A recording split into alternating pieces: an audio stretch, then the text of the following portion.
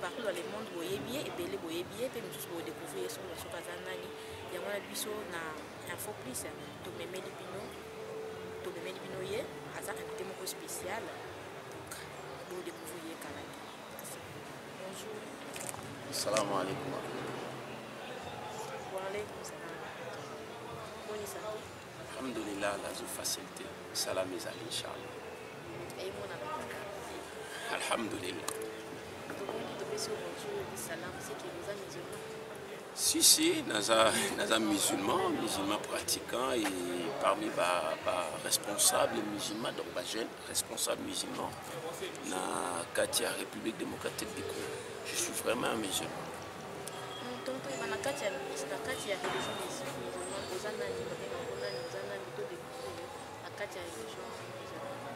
Merci beaucoup.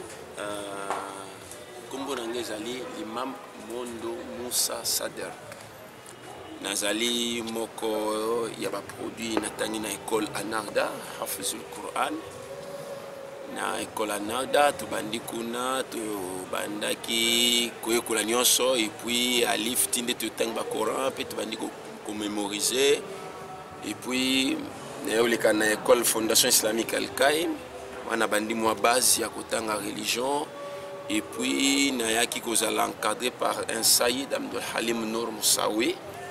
De Atangsinga Mingi et Belé Pia beaucoup de secrets islamiques. Nous avons produit à Darul Road à l'époque.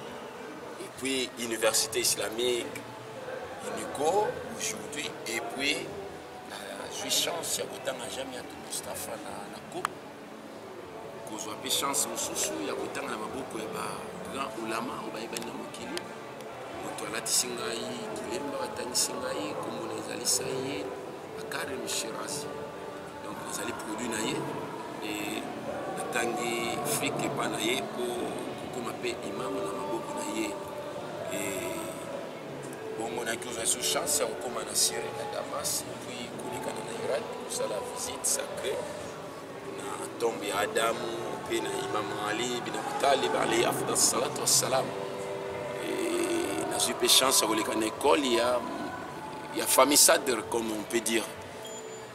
Nde wana isa parcours nanga kozonga nanga nazana ba responsabilité otobengaka nazali l'imam représentant légal adjoint. Il y a conseil chiite des arts l'Albeit en République démocratique du Congo. Donc communauté musulmane chiite en RDC, y compris leur représentant jeunesse. Donc, président national des jeunes musulmans chiites en RDC, membre du Conseil national de la jeunesse et cadre du PPAD. Moi, CV Nangango. Ok, merci beaucoup. Merci beaucoup de comprendre de Imam Olobi, vous allez dans le PPAD. Il va te belé partout dans le monde. Il va me éviter, des années. Ah, merci beaucoup. Je crois bien que ça moi étonnant, que imam n'a pas perdu. Bon, ça moi étonnant et il y a la démocratie. Nambo Canabiso, raison pour laquelle Congo Bengami la République démocratique du Congo. Donc tout ça la démocratie. Il y a un parti politique Ezali. Tout ça na le système où ils allaient à libéralisation de parti politique. Alors PPRD zali parti pour la donc parti présidentiel en fait. Il y a Mokonza Mboka, na Congo surtout PPRD za ya kubungate et za parti moko ya ba parti phare ya majorité présidentielle na Mboka na biso République démocratique du Congo oyo président de la République Ndeko Joseph Kabila Kabange azali l'initiateur et le professeur Henri Movasakani azali secrétaire général naba Joana Emisato. Merci beaucoup pour ma réponse d'ailleurs. Pourquoi vous choisissez ça pour membre dans la PPRD étant que musulman? Merci beaucoup. Étant que musulman, l'islam est biso peut total makambo mboka. Même to kutal ba verset coranique dans Zambé, azebisa biso kul rabbana atina fi dunya al-hasana wa fil akhirati al-hasana. Zambé pesa biso na dunya ya malamu wa fil akhirati al-hasana pena paradis na l'au-delà pesa biso pe malamu. Alors malamu na kati ya dunya, c'est-à-dire il faut tout vivre. Tout vivre, tout respecter les normes. Il y a des institutions place de Fanny Nango. Et puis les musulmans, tous ça paient les Congolais. Moi je suis Congolais, musulman Congolais. Donc Nazali n'a pas jouir, n'a pas droit de s'auto Congolais. Donc j'ai aussi droit à être élu, j'ai aussi droit à voter et j'ai aussi droit à repérer sa ambition politique, sa vision politique. Nambo cannabis ils allaient encadrer, tout ça dans le parti politique. Qui au gang politique na kati ya mousquetaire qui au kolobate que non changement mboka et ça na balabala te izali na balié oyo batu bazali kolobele la politique, donc ça va parti politique en fait. Moi j'ai choisi le PPRD pour projet à société nango vision Ndeko Kabila et zali ko intéressé nga donc naza nango David.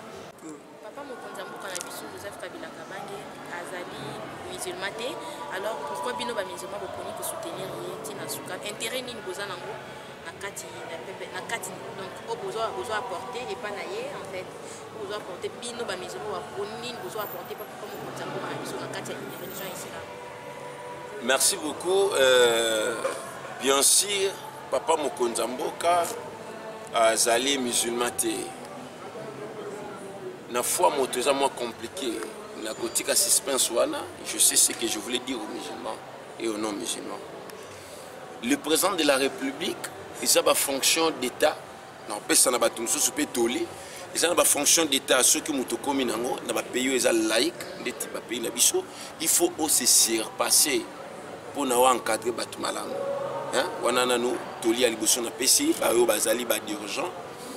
Par exemple, aux alliés ministres d'État ou bien ministres intérieurs.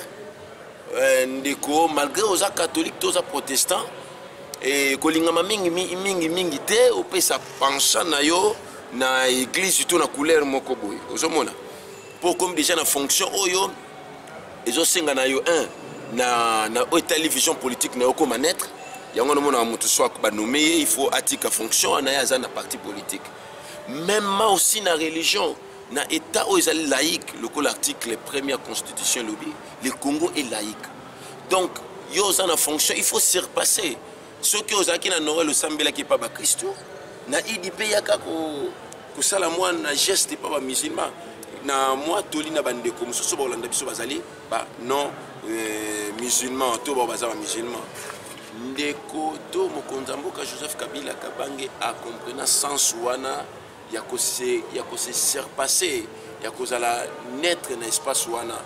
Alors musulman ou bien musulman te prophète abito ke bala motema moto za sandu quoi ezala makambo ebele tozalaki na le défunt papa Ali Bongo azalaki awa église na ebanaki te mais na ba testament na ye nga nazwaki chance ya ko zala invité na ba jeune ya Gabon na assemblée na congrès na bango ya conseil national la jeunesse à Gabon.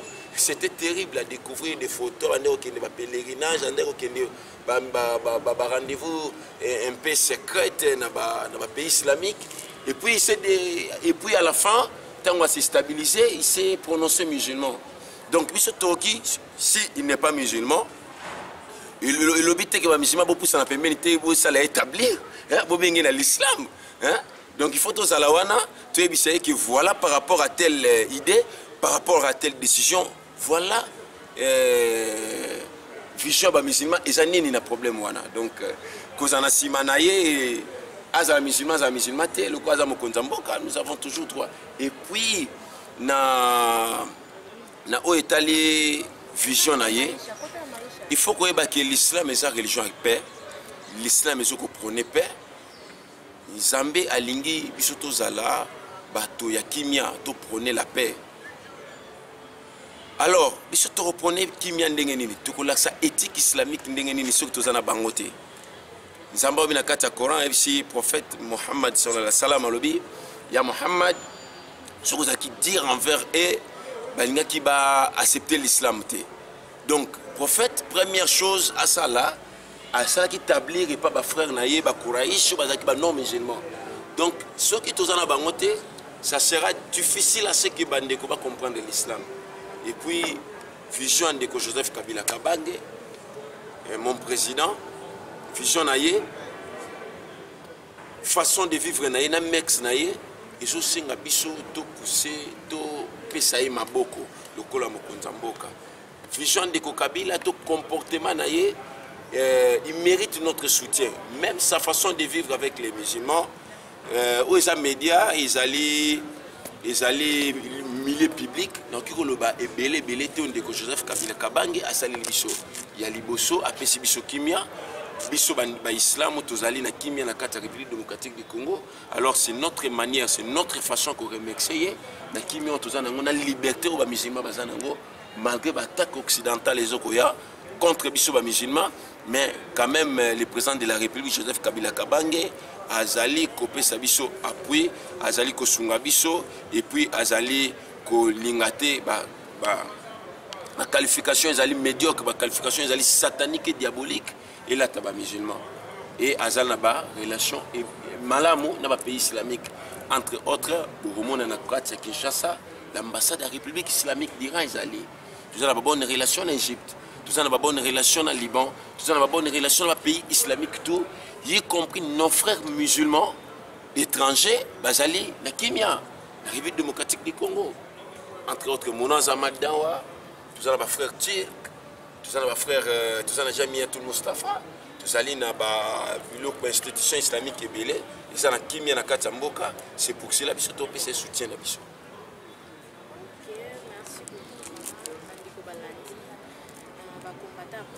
Ba diaspora nyonso na yo nasi bozolanda ye bolanda ye ya Cheikh Imam Moussa Sadr azali moko ya baye baza na kati ya PPRD mokonzi na kati ya PPRD en tout cas bolanda ye bolanda ko konsepika kolanda ye ya Cheikh na ina tuna eloko mo ezani esala ko ndenge nini tango oza membre na kati ya PPRD mokonzi na kati ya PPRD bovandi ozomona ba chômeur batondi ebele na démocratique du Congo. Il y a pas si bato baza na diplôme na bango ya minene misala ezati mais aussi longtemps que na kati ya PPRD bolobi ke misala ezali donc esala ko ndenge ni état qui est religieux musulman boza na kati ya PPRD esala ko ndenge ni. Merci beaucoup la question et je crois que na PPRD tous ali parti ali socialiste donc tous ali ko prôner social et démocratie. Alors na numéro 1 d'abord l'initiateur il appartient à Bisso Ndeko Youssouf Kabila Kabange na secrétaire de Henri Mova y compris na Bisso ba etozo Rolanda tozali kobunda et que social échanger. Première chose na koloba nazo ko répondre awa na deux volets, je suis un religieux et puis un politique. Bandeko ba Congolais bazolanda biso mboka na biso ezali ko s'affronter na ba plusieurs réalités. Tout en réalité na nouvelle bosso et que le monde entier bazana l'œil sur nous les Congolais. Vous se souvenez na discours ya Léopold II ayebisaki ba missionnaire ton bazoya na Congo. Alobi bo alobaki nanu d'abord eloko ya bosso alobi boyeba eke na Congo misu ya mokili mbezo talabino. Et puis na discours na yakota ki musika lobi pour permettre bango te ba se jouir na o ezali ya bango. ndeko Joseph Kabila Kabange ce qui les lois allaient combattre pirement en Occident parce que tous allés dans l'élite il y a changement social à bas congolais biso tous en quatre ans pour tout bunda indépendance na biso ba congolais là comme il faut na nyonso et pour tout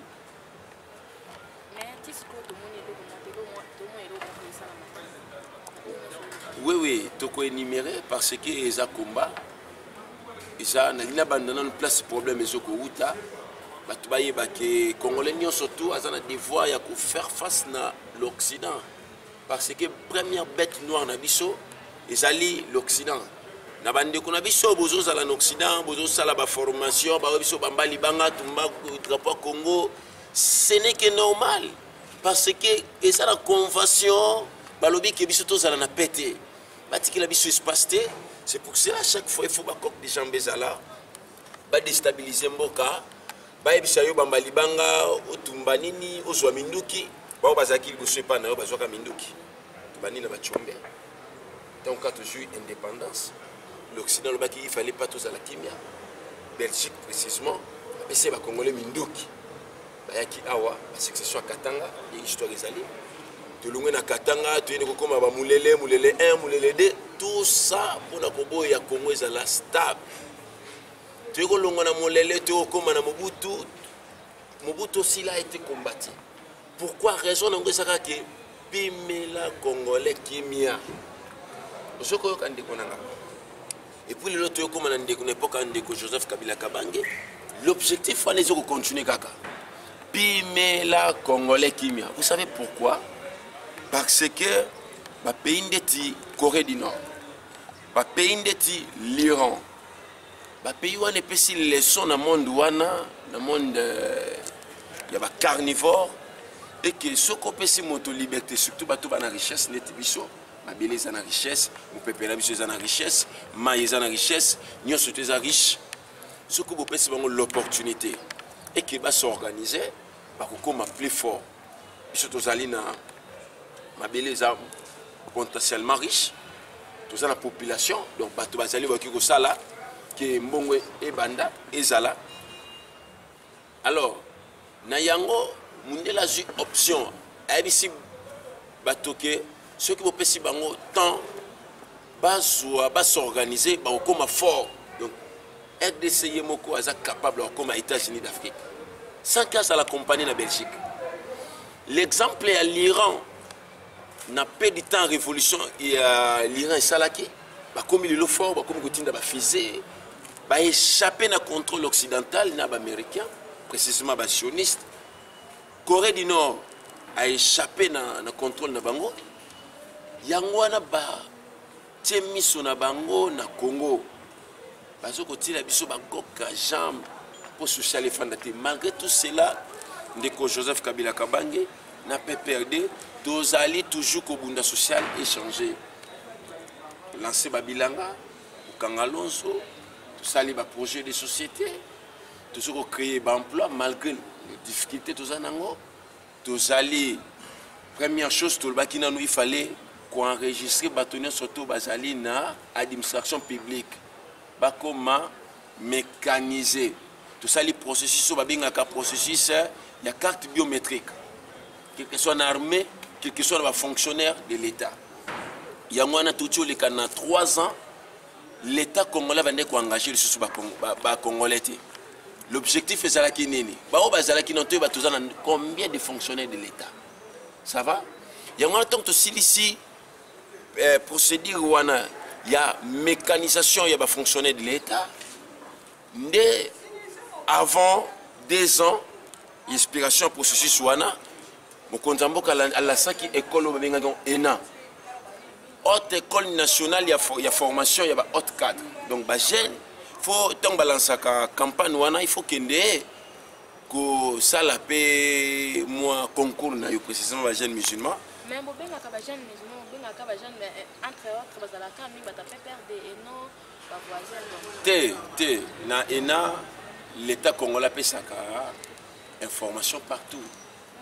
Bisoko tu vas jeune musulman. Information partout, mais bateau mingi baza bien na kati ezaka bata bateau baza na PPRD donc eza na kati donc ça toi donc bino moko na kati ndi même pas profiter même pas Zambé mokonza lobi na kati ya bukuna santu Quran nebi ki oza musulman ba musulman bozolanda ngai abi apekisi biso zan ezali kokanisa faina bande zan kana isma lanzim eksi ya kokanisa ezomema péché munene tantôt batuka pepe dinde mtu azaki na école ayena te nazolakisa bino processus oyo gouvernement de Joseph Kabila Kabange à mettre en place pour éradiquer le problème et le chômage dans mboka na biso. Processus wana ezaki na d'abord ya ko mécaniser ba fonctionnaire ya l'état ba koma na carte biométrique to ba nombre na bango to ba na ba âge na bango na ba carrière na bango sima koyeba bango bomoni to utoleka na processus mususu bazui bakena na kobenga tobenga kongo bakena l'état uti kopé sa passion na ba odia ba achetongo l'état mécanisé bango mais ba mususu ba comme na ba 50 ans de carrière mususu 30 ans ba mususu 40 ans ba mususu ba comme na ba 80 ans ba kaka ko sala l'état congolais ndeko Joseph Kabila Kabange ndi ba pesa mususu passion donc tubani na ba secrétaire généraux na minute ko tozana processus faut ko ba kinyo surtout ça graduellement nyo surtout ya kamaleme malembe ba CG bazo ko to kitana ba directeur ainsi de suite jeunesse ba jeune ba kokota na emploi bongo osomona ba emploi biso moko ba congolais nde to bebisaki ndeko mama to pia to betaka l'histoire to zonga kasima Kabila kuti nde ba problème donc azoko sala malgré kuti ba problème quand même volonté wana ezali to longola ba problème wana to ken yango to lobi na kati ya PPRD tozali na processus d'émergence ya RDC na 2032 donc la République démocratique du Congo tina 2032 RDC comme un pays émergent yango na biso to ko sengela ndeko Kabila Kabange tant mandat mosusu pour projet wana ya émergence ya Congo et comme ba congolais ba to comme na émergence to comme na prospérité ndenge tozana processus tozaki na processus ya bancarisation ya ba fonctionnaire de l'état to comme na processus lelo ya kopesa pension ba oda ba koli ba kende pour permettre à ce que ba jeune ba ya besoin emploi omoni que jouer ezali il y a problème il y a emploi umeli makasi bo umeli banda bo bozaka to comprendre que bo umeli ba kufa na ba est qui ça te l'air moko et côté mo qui me mo kambutu tout le monde a les sous na kasa dernièrement awa na kasa ba kufi ebele to éviter na ba aéroport ba kufa toujours bosser ngaka ba mandat to éviter donc to suka boeti wapi 2032 yango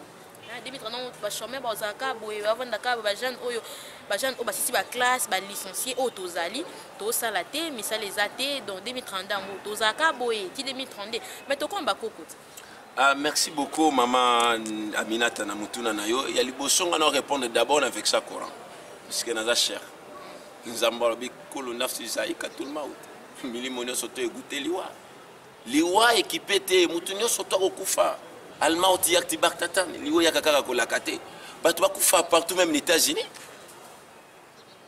partout même les États-Unis na ba pays le plus sécurisé au monde batu bakufa kaka mais baza bien par rapport na biso na te kolobate ki baza bien par rapport na biso na tout ça na ba vie différent biso na Congo tout ça bien ko musoso to sala émission na relaxa bino vie hein ndenge zali na Europe vie ndenge zali na États-Unis na vie ndenge zali na nini na RDC yaya batu bazolanda nga ba na Europe batu bazoko komi ya komandenge lo babangala ba mongo baloba batu bazoko se suicider nous avons un immeuble à Quentin il y a ici un mini paradis excusez-moi un mini paradis alors on a un problème où ils allaient bateau bazoko kufa bateau bazobima par exemple dans la prison bolandi balandaka ba média lobby na Côte d'Ivoire na Abidjan 95 personnes ba évadé 95 personnes ba évadé donc ce sont des choses ça passe partout. Et ça m'a cambouté, il faut mettre ça dans Moutou à Kabila.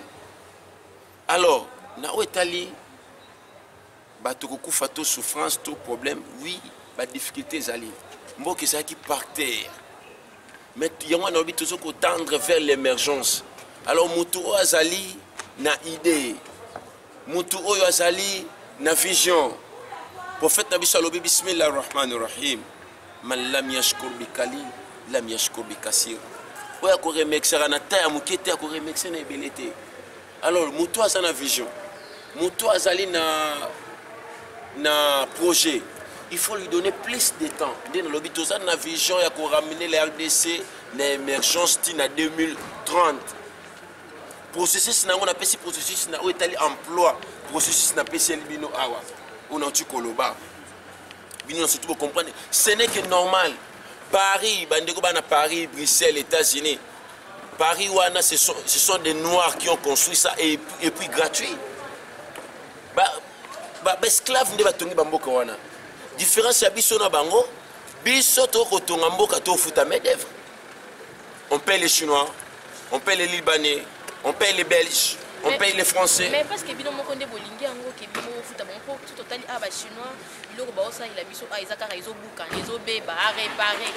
Aussi on ta awa na IBTP na ba institution ya minene oyo eza a ba ingénieur makasi bazali. Mais bino moko bolingi bo pesa ba Chinois donc bo pesa bo moni bango baza plus important que biso ba Congolais. Donc nyonso obo sala bo tsaka ka biso.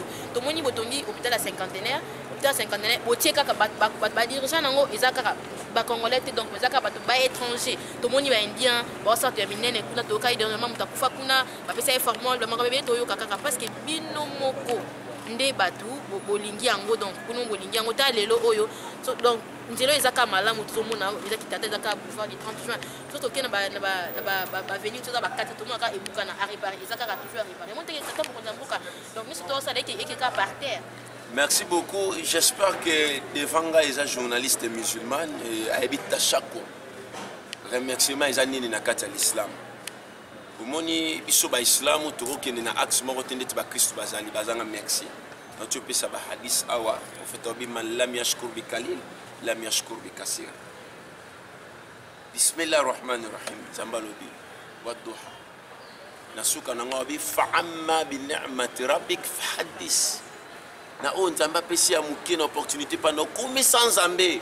Yaya to banga nzambe musala esalami na mboka oyo. Ezate pour naza fanatique to naza na même parti ya Kabila. Omoni na mboka oyo. La République démocratique du Congo a une superficie à 2 345 409 km². Donc 70 fois plus que Belgique. Mini continent. Rwanda au côté Panabiso 180 fois. Rwanda. Mini continent. Alors on a mini continent à soi qui retard il y a plus ou moins 40 ans. Il y a retard. 8 ans surtout à l'époque il y a Bundana Balumumba. Bande Gotongate. Oui, tant Mundela Komaki à sentir que Motomundo Romosenga Lipanda a stoppé Magamnae. Histoire et mission sur Totangiango. 8 ans wana na 32 ans Mobutu. Ça fait 40 ans les Congolais ont Otongate. Donc, bisoton toujours pouvoir, dans le Joseph Kabila Kabang étant au pouvoir, Azala qui obligé, il y a un premier mandat, tu bien qui a un mandat il y a 5 chantiers. Ils ont dit tout le monde Kutinda Kundeng Zaliboé, ou Kutango inachevé. Avant Bandola là, il faut ça. Au Tchabatol, au Tchakoulère, au Tchabafenêtre, c'est ça l'RDC. Donc, na mandat autant où tout sali. Tu imagines que Mobutu a fait 32 ans, il était incapable de réunifier la RDC. La RDC, ça l'est réunifié aujourd'hui. Aujourd'hui, le Congo est vers la fin, ils ont réunifié avec Joseph Kabila Kabang. Il faut quand même lui remercier. Dans le système, il y a technologie. Maman, on a beaucoup de gens qui ont une télécelle, il faut ça, il y a. Il faut, il y a. Vous comprenez? C'est connu, nous citoyens bien en Mboka. Mais tant que nous sommes au pouvoir, il fallait libéraliser. Quand tu as bateau, Congolais na Katamoki. Hôpital Obozoloba, hôpital du cinquantenaire. Ceux qui sont Congolais, ils ont médecine à l'hôpital du cinquantenaire. Ce n'est que normal, n'a pas un grand, n'a pas hypocrite, parce qu'on a mexité.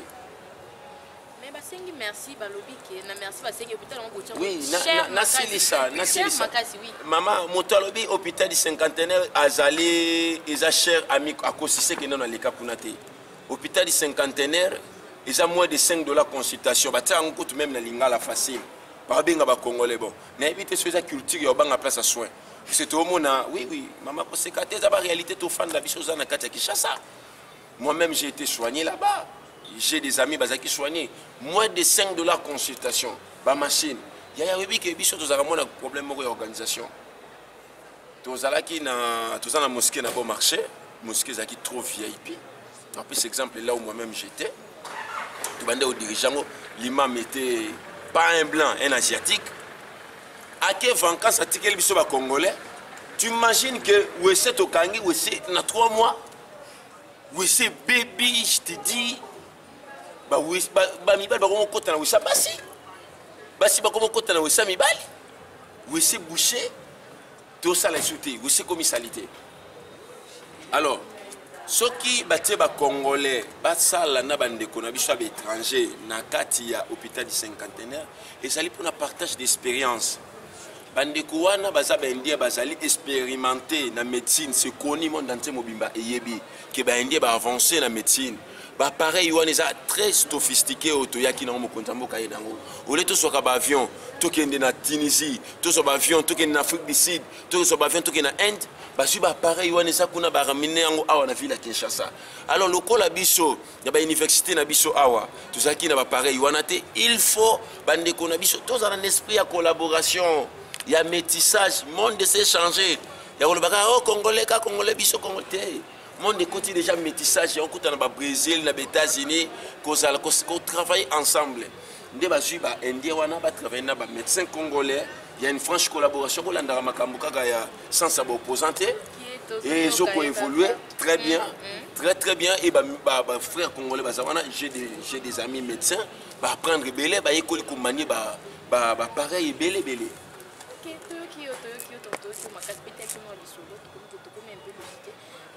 Est-ce que l'état qui est religieux, l'état qui est religieux, on est élection pour ça là ou pas, tout le monde a suspense donc ils ont été là ou pas. Merci beaucoup pour l'élection pour les musulmans. Ici je parle étant que Congolais musulmans. Nous ne sommes pas prêts à affronter les élections nous les musulmans. Vous savez que tout ça l'élection des fois, en 2006 en 2011. Tout ça qui n'a pas candidaté. Donc tu votes par candidat bateau, tu votes par Christo et qui va rendre vraiment service. Donc dans chaque gouvernement ils ont musulman tous à la tête. Alors cette fois-ci, nous avons Sambela na ba jeunes musulmans, na ba congolais musulmans et que le col a toujours ba carte électeur, tout garder ba carte électeur na biso, c'est la mode d'ordre. Tout voter par candidat musulman pour nous permettre à ce que tout côté un hémicycle. Il y a parlé du peuple, tout ça on a pas élu musulman, pas défendre la cause nabiso. Pour moi, d'abord comme un musulman, je dis nous les musulmans ne sommes pas prêts pour les élections. Donc on doit se préparer. Le quoi tu suis la carte élection, biso alliance des kabylistes et musulmans na cam, tout les kana campagne de sensibilisation comment on va voter. Tout ça la campagne wana, c'est toute l'étendue de la République. Les jeunes musulmans vont voter, les musulmans vont voter ni vote utile. Même tu voter par Christ. Quand même au Christ, il faut que la suppléant est quand même musulman pour nous permettre à ce que tous en la même mise, tous en la même mise, il y a parlement. La loi n'a pas et les cas, toute la loi où voter c'est contre l'islam. Vous comprenez? Et puis, tout ça un problème à l'aumônerie musulmane, les députés musulmans ont même. Il dit Nabiso les deux, il dit ça net Noël na bonne année quand même hein et ça la férié. Donc il y a des parmi les lit nanga, il y a aumônerie musulmane, il y a considération ba musulman na ba loi islamique, il y a pas musulman balata toujours voile ndengola tiwana et ba fête Nabiso et ça là ba jour férié. Biso musulman tout ça prêté. La République démocratique du Congo aussi et ça prêté pour la élection parce qu'on a des insécurités, bongo ezate.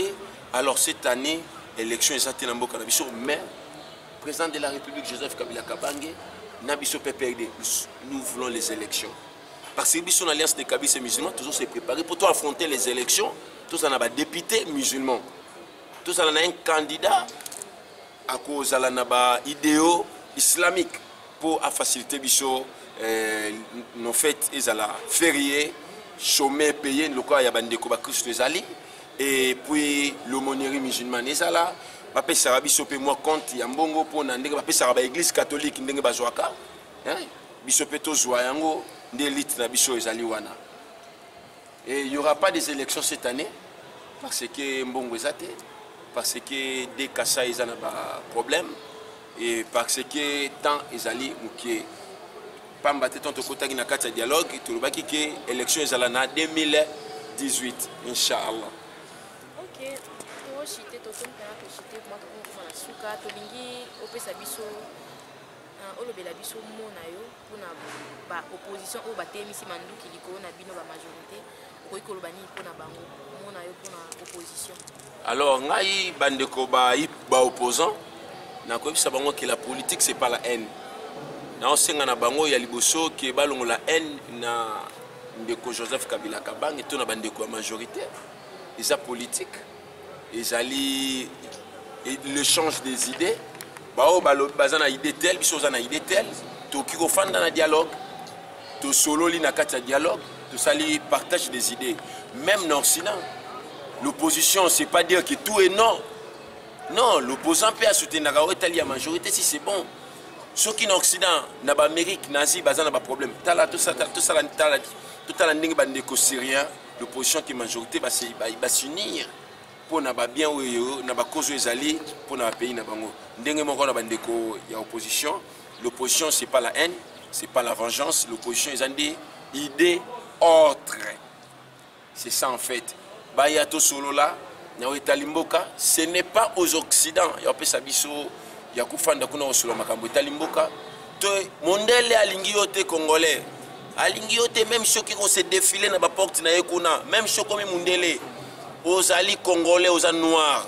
Yaka zonga na mboka otonga mboka na yo biso to condamner des violences. Biso l'islam et la religion paix.